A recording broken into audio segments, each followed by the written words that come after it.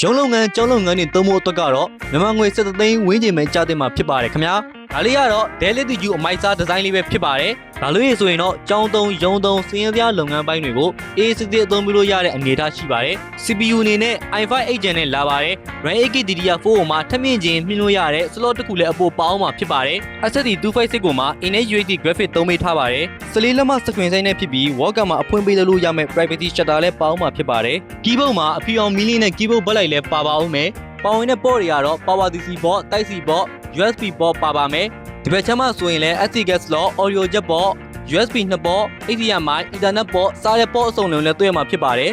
ရုံးလုပ်ငန်းကျောင်းလုပ်ငန်းတွေအတွက်အသုံးပြုခြင်းနဲ့ဆိုရင်တော့မြန်မာငွေ7သိန်းဝန်းကျင်ပဲကြားသိမှာဖြစ်ပါတယ်